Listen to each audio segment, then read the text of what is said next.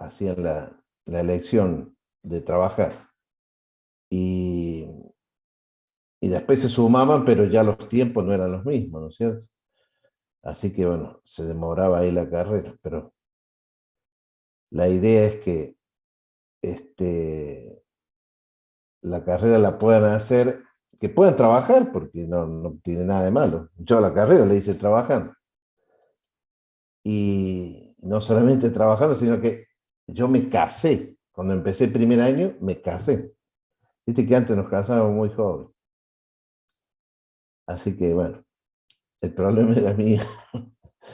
Pero bueno, así que salía de la fábrica, trabajaba en la Renault, salía de la Renault y me iba directamente a la facultad, que entrábamos a las 6 y hasta las 11 de la noche. Por supuesto que había materia que las miraba nomás porque me dormía. Pedía cada rato el baño para lavarme la cara, pero bueno, era así. Y no pasa nada. Si tiene la posibilidad, bueno, de no trabajar, bueno, aproveche. Pero es particular, la universidad, por más que por ahí vengan y te digan una cosa, depende de cada uno. Digamos, el actor principal es uno. Entonces uno se va del tiempo y va a decir, ah, bueno, voy a hacer esto, voy a hacer lo otro, pero es uno. Por más que vengan y te quieran picada, que llega a una altura digamos, de la carrera que vos decís, vos mismo te empezás a presionar. ¿Sí? Pero bueno, eso es experiencia de cada uno. Después ustedes contarán las anécdotas a sus hijos o a quien sea y dirán cómo fue. Hacen una trazabilidad de su carrera y dirán, a mí me tocó muchas cosas, pero bueno, eran elecciones mías, ¿no es cierto?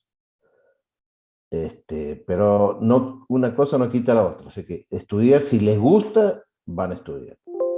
Así que eso es lo importante. Y, y hay mucha gente que por ahí está como un poco presionada. Bueno, eso tiene que darse su tiempo hasta que dice, no, cae la ficha. A mí me tocó estudiar tuve dos puntualmente que era, uno que era, trabajamos en la misma fábrica y él le gustaba muchísimo la mecánica, era un tipo muy inteligente, pero inteligente, inteligente. Aparte le gustaba armar, desarmar, hacer todo mecanismo, una facilidad. Pero bueno, él le costaba, dice, a mí me cuesta sentarme a estudiar. Y lamentablemente en esto tenés que sentarte y empezar a leer, a escribir. Yo siempre la forma de estudiar mía era estar escribiendo, ¿no es cierto? Porque está desarrollando temas y bueno, demás cosas que antes, por supuesto, no teníamos, ¿no? Las compu que tenemos ahora, que teníamos todo ahí a la vista y tenés que manejarte con los libros y demás cosas. Bueno, pero él, nos juntábamos a estudiar. eh, Y él se iba enseguida de tema, ¿eh? Que si empezamos a hablar, pone que estábamos estudiando elemento de máquina, un ejemplo, y entramos a hablar de engranaje. Y él, vos sabés que el engranaje de la caja, y empezaba. Y me lo llevaba para el auto, me lo llevaba para un lado, para otro. Y así, viste que no podía. Iba a decir, che, pará, vamos a estudiar. Y bueno, y así era, la pasamos bien, por supuesto, pero bueno, pero él fue dejando, dejó, y después no terminó la carrera, porque él me decía, no, a mí, y es una cosa que me están obligando, dice, porque mi hermano mayor se recibió de ingeniero y todos decían que vos tenés que seguir igual que tú. Y efectivamente, a él le gusta toda la parte de ingeniería, pero no le gustaba estudiar. Él es muy práctico, tipo, te entendía todo. Pero bueno, por eso es importante definir. Y así también me tocó con otros, que en la actualidad nos vemos, los viejos nos vemos cuando voy a Córdoba, los visito, y ellos también, pero quedándose con la carrera la habían cursado completa y quedándole materia. y en la actualidad ellos se arrepienten. Vos sabés que ellos te dicen que, que lo lamentan tanto de no haber terminado, ¿no? Bueno, pero es así, son elecciones. Bueno, ya creo que estamos todos, ¿no? Acá hay otros más. Rodolfo ya entró, listo. Bien, vamos a continuar con nuestro engranaje. Engranaje es largo, es amplio, ¿viste? Lleva mucho, es uno de los temas de elemento y máquina que lleva más carga horaria, ¿no es cierto? Pero bueno, es un elemento mecánico muy importante y en el cual está relacionado para cualquier mecanismo. Donde necesitamos transmitir fuerza, el elemento útil es el engranaje, así que, y está en todos lados. Bueno, nosotros ayer habíamos visto el último, los engranajes cónicos, y helicoidal, ¿no es cierto? Bueno, ahora vamos a ver un engranaje helicoidal, pero paralelos, que nosotros al principio habíamos hecho una introducción, cuando vimos los tipos de engranaje, y aparecen estos engranajes helicoidales que se emplean justamente para transmitir movimiento entre ejes paralelos. Pero antes vamos a grabar, perdón. Recording in progress.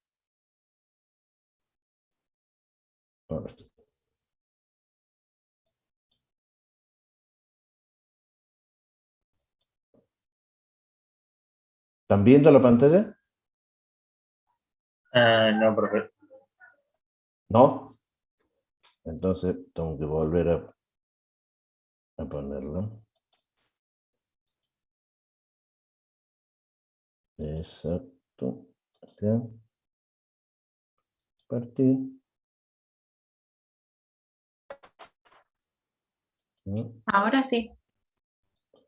Ahora sí. Bien.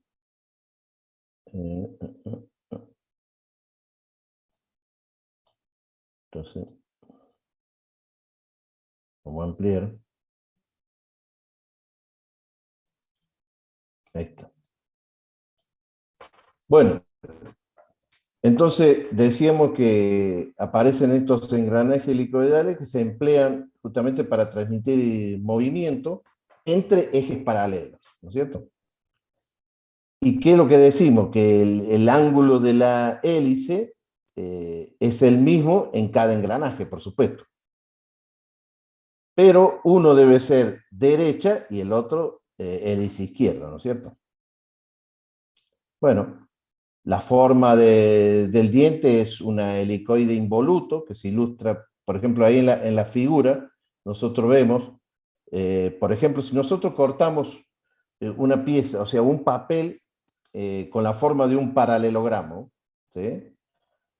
Y lo enrollamos alrededor de un cilindro, va a aparecer un borde angular del papel que se convierte en una hélice, que es este que se ve acá, a la derecha. ¿Sí? Bien. Ahora, si este papel lo desenrollamos, ¿no es cierto? Cada punta del borde angular genera la curva involuta, que es esta que vemos acá. Ese genera la curva involuta. Bueno, entonces por eso que decimos que a esto lo denominamos helicoide involuto. Entonces, ¿qué pasa? El contacto inicial de los dientes de engranajes recto, en este caso, ¿no es cierto? Es una línea que se extiende a lo largo de a lo largo de todo el diente, ¿no es cierto? De la cara del diente, ¿no es cierto? Entonces, el contacto inicial de los dientes de engrane helicoidal es un punto que se extiende en una línea a medida que se desarrolla o se acopla los dientes, ¿no es cierto? Se produce el engrane. En los engranajes rectos, la línea de contacto resulta ser que es paralela al eje de rotación, evidentemente. ¿Sí? En los engranajes rectos. ¿Y qué pasa? En cambio, en los engranajes helicoidal, ¿qué va a ser? Una línea diagonal, ¿sí? A lo largo de la cara del diente. Bien. También podemos decir que este engrane, este acoplamiento gradual, digamos, de los dientes y, y la transferencia esta que se hace de forma uniforme de la cara de un diente a otro, le proporciona, ¿no es cierto?, en el engrane helicoidal, la capacidad de transmitir, por este ejemplo, cargas pesadas a altas velocidades. Eso es un dato importante porque se utilizan estos tipos de engranajes, ¿no es cierto?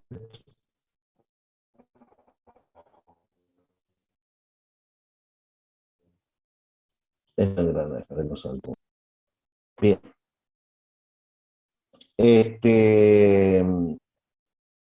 Entonces hay una relación de contacto.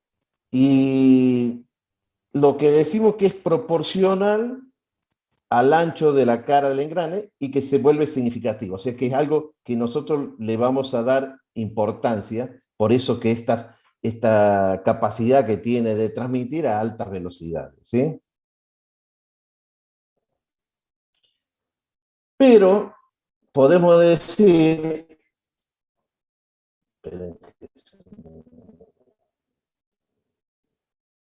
podemos decir que estos engranajes, ¿qué pasa? Someten a los cojinetes a cargas. Entonces, someten los cojinetes a carga y entonces, que son cargas radiales y de empuje. Son altas, doble, ¿no es cierto? Por ejemplo, son altas o por otra razón, ¿qué es lo que hacemos? Nosotros podemos utilizar engranes helicoidales dobles para poder soportar esas cargas radiales y de empuje que se producen, ¿sí? Y lo que se utiliza, un engrane helicoidal doble, que se le llama así, y que, digamos, en la jerga se lo conoce como espina de pescado. Después vamos a ver un videito, se lo voy a mostrar para que se den cuenta. Y que equivale a dos engranes helicoidales, ¿no es cierto? Lo que sí tienen sentidos opuestos y se montan de un lado, de lado a lado en un mismo eje, por supuesto, ¿sí?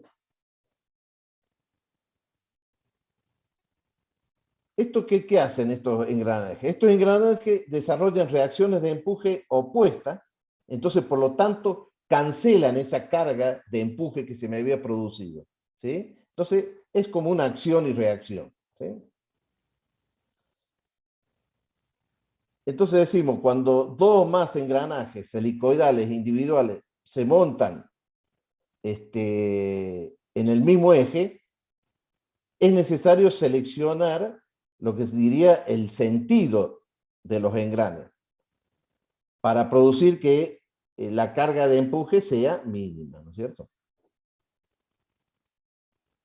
Bueno, si nosotros vemos acá, eh, decimos que en esta figura presenta una parte de la vista en planta, ¿no es cierto? O superior, como quieren llamarlo ustedes, de una cremallera, ¿sí? Todos saben lo que estábamos hablando de las cremalleras, ¿sí? ¿Sí o no?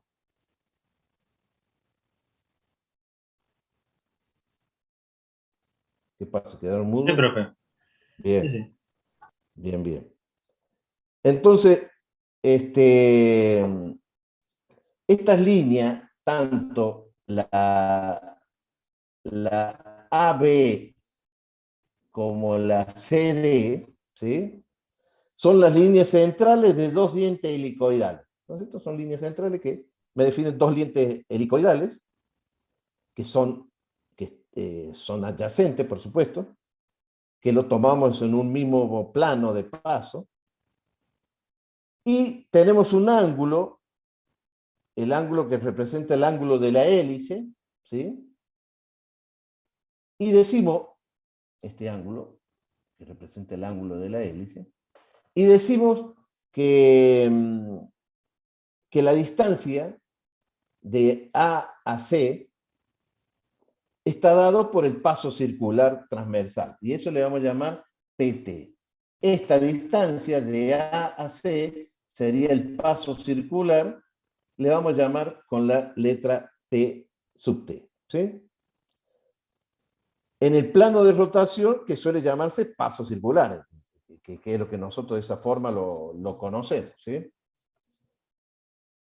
Y después la distancia de A, la distancia de A a C,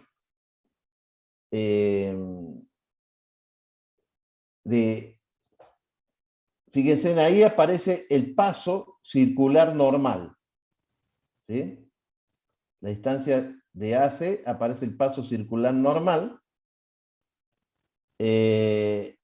y con el paso transversal, que sería este que está acá, ¿sí? Bien. Entonces decimos que ese paso, a ver si lo anotamos acá, y decimos que ese paso, paso normal, va a ser igual al paso transversal. Ahora no me va a jugar mal el internet. Por el coseno del ángulo este que habíamos hablado acá, ¿sí? El coseno del ángulo, este ángulo que está acá, que bueno, che, tengo que aprenderme a dónde estarían los símbolos acá, pero bueno. Le vamos a llamar U, así. Ese sería el ángulo, ¿sí? Bien, lo están viendo, ¿no? Entonces, la distancia AD, esta distancia de AD, le vamos a llamar, sería el paso axial. Y el paso axial le vamos a llamar PX, y va a ser igual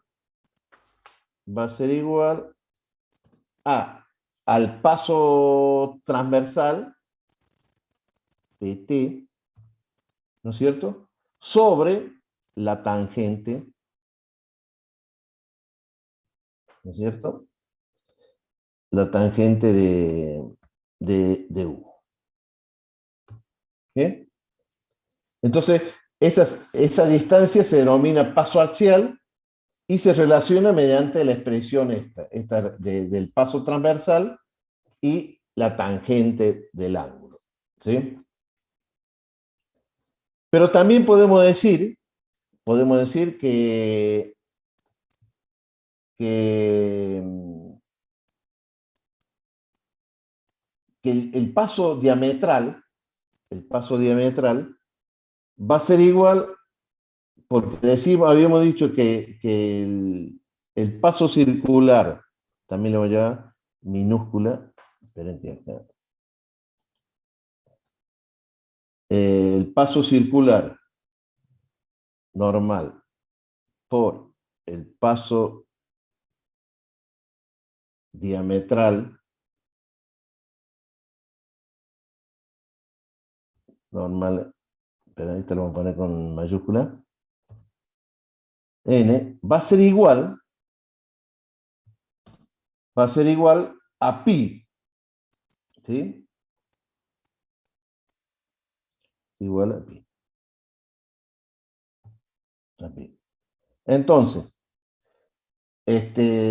vamos a decir que el paso diametral normal, Pn, va a ser igual va a ser igual a P transversal sobre el coseno de U. Es pura geometría esto, no se vuelven locos, pero es geometría. ¿Mm? Entonces, el ángulo de presión, ¿cuál es el ángulo de presión? A ver.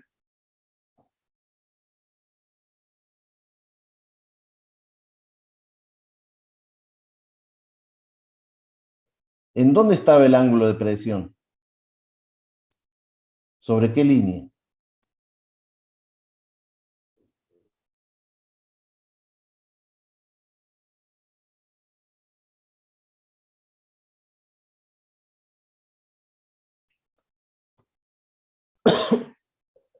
Por la línea de acción, ¿se acuerdan? La línea de acción estaba el ángulo de presión. ¿Sí? Bueno, entonces, ¿cómo relacionamos nosotros el ángulo de presión phi, digamos, en la dirección normal, difiere al ángulo de presión en la dirección transversal o de rotación, como le quieres llamar? ¿Por qué? Porque hay una irregularidad de los dientes, no es recto. ¿Sí? Entonces estos ángulos están relacionados por esta ecuación. Este ángulo va a estar relacionado por el coseno de U, que va a ser igual a la tangente, ¿no es cierto?, de phi, digamos, normal, sobre la tangente de phi, pero la rotacional, la transversal. ¿Sí? Vamos a separar acá para que ustedes después lo van escribiendo con la nomenclatura que corresponde. Entonces ahí lo que nosotros decimos que estos son los ángulos que decíamos de normal y este sería el transversal. Entonces, la relación de este ángulo, como difiere, está dado por la tangente de phi normal, que vemos arriba en este corte, sobre el phi transversal, la tangente del phi transversal. ¿Sí? Nos vamos a borrar, así pasamos.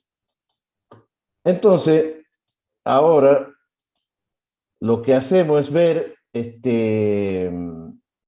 donde vemos esta figura, que se ilustra un cilindro que está cortado, ¿sí?, por un plano oblicuo, AB, llamémosle, en un punto definido con el ángulo que vemos acá en este lado, ¿sí? Y respecto a una sección que es recta, ¿sí? Entonces, ese plano oblicuo corta un arco, ¿sí? Ese plano oblicuo corta un arco que tiene un radio de curvatura R. Este es radio de curvatura. ¿Sí? Bien. Tiene ese radio. Entonces, cuando phi, este valor es cero, ¿no es cierto?, el radio de curvatura va a ser igual al diámetro sobre 2. ¿Sí? Cuando este valor sea cero, el radio de curvatura va a valer d sobre 2. ¿Sí? Sería el diámetro sobre 2. ¿Mm? Pero ahora imaginemos que ese ángulo se incrementa poco a poco, va aumentando hasta lograr un valor de 90 grados. ¿Qué va a pasar con el radio? ¿El radio también va a incrementar o no? Geométricamente, ¿no? Véalo geométricamente. Este ángulo Va a empezar a aumentar hasta 90 grados. ¿Qué pasa con el radio de curvatura?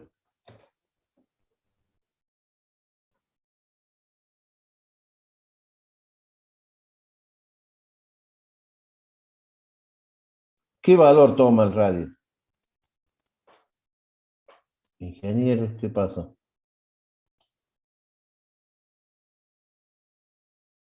Geometría nomás.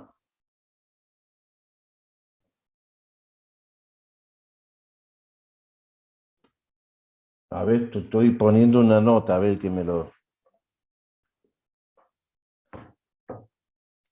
el que me responda. Sí, hagan un análisis, es geometría nada más. ¿Cómo fue ¿Cómo la pregunta, se, profe? se aumenta el ¿Cómo? radio? Sí, eso. Fíjense el dibujo. Yo empiezo a aumentar phi.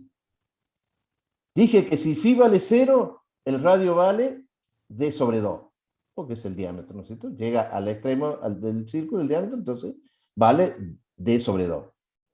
Pero si este ángulo comienza a aumentar y adopta el valor de 90 grados, ¿cuánto va a valer el radio?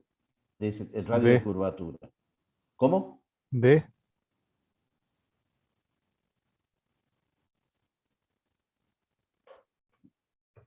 ¿Y por qué decide?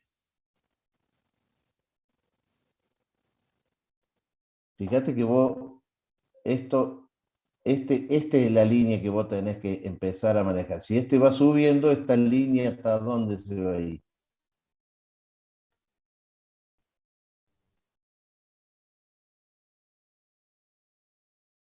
Entonces, ya no va a ser radio, va a ser el diámetro, pero es radio de curvatura, es una curvatura. Va a aumentar, sí, va a aumentar. ¿Hasta cuánto? 2D puede ser. ¿Cómo? Fuerte. 2 veces D puede ser. No, más. ¿Llevar al infinito, profe? Exactamente, muy bien. Exactamente. Porque estamos hablando del radio de curvatura, ¿no es cierto? Ese radio de curvatura, si imaginamos que se incrementa a 90 grados, R también va a empezar a aumentar. Y su incremento va a ser aproximadamente infinito. O sea que va a llegar al infinito. Muy bien. Entonces, lo que decimos que ese radio R es el radio de paso aparente de un diente de engrane helicoidal. Por eso que es cuando se ve en la dirección de los elementos del diente, ¿no es cierto? Por ejemplo, un engrane en el mismo paso y con el ángulo R, y con un ángulo, el radio tendrá un número mayor de dientes debido al radio incrementado. Eso por eso que va a ser en función del radio, que va a ir definiendo. Si yo aumento el ángulo, ese ángulo me va a aumentar el radio del diente. Muy bien. Bien.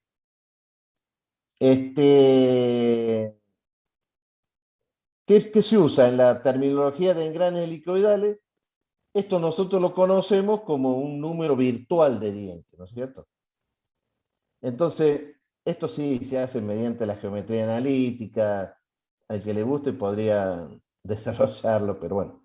Geometría analítica ya vieron, ¿no? Ustedes en álgebra, ¿no? Álgebra y geometría analítica. Entonces, ese número virtual, digamos, de dientes se relaciona con el número real mediante la ecuación, y ahí ponemos una ecuación de que dice que n, no sé si ayer lo vimos esto, que n', lo alcanzamos a nombrar, n',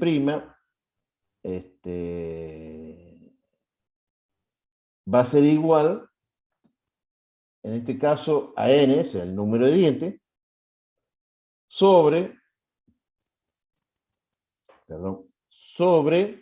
y ahí está el coseno cúbico, coseno cubo, de el ángulo, en este caso lo llama U, ¿sí? Bien, eso es una forma de relacionarlo, ¿no es cierto? Mediante, por supuesto, hay que hacer un análisis de geometría analítica. No lo vamos a hacer, no lo voy a pedir ni nada por el estilo, pero para que se entienda,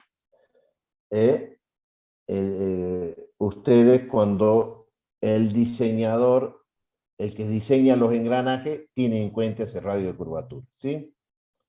Entonces decimos que n, como dijimos antes, es un número virtual de dientes, y el n es el número real de dientes. ¿Por qué? Entonces, ¿por qué se necesita conocer ese número virtual de dientes en el diseño? Fundamentalmente por la resistencia. Y a veces, en ocasiones, en el corte de diente helicoidal. Por eso que es básico, o sea, es importante conocer ese número virtual de diente para nosotros cuando se diseña, por eso hablamos siempre desde el diseño, tengamos en cuenta la resistencia y también en ocasiones puede estar sometido a corte, ¿no es cierto? Entonces también, ¿qué significa este radio de curvatura?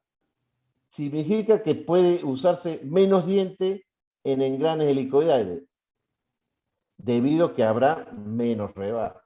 Entonces eso es importante para el diseño de los dientes. Bien, chicos.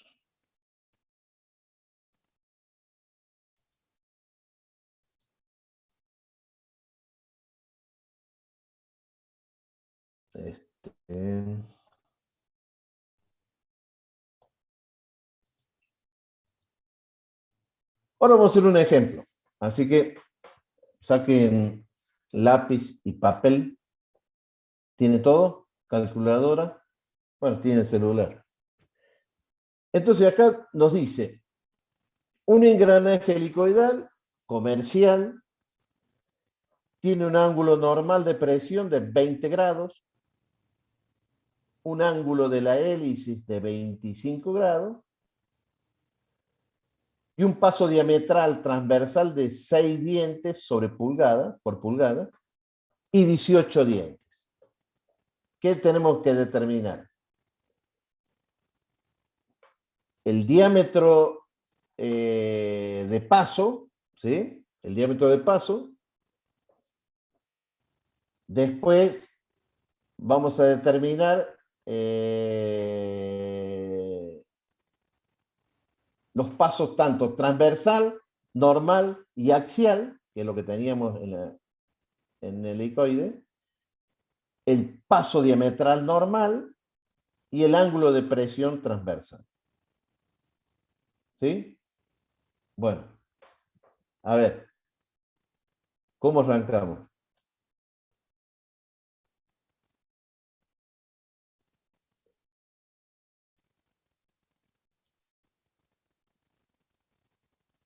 Para el caso a ver cómo arrancamos. Se me está pidiendo el diámetro de paso. Y el diámetro de paso, ¿a qué era igual? Diámetro igual, acuérdense que estaba en función de qué, de la cantidad de qué. De dientes. Muy bien, de diente. Entonces n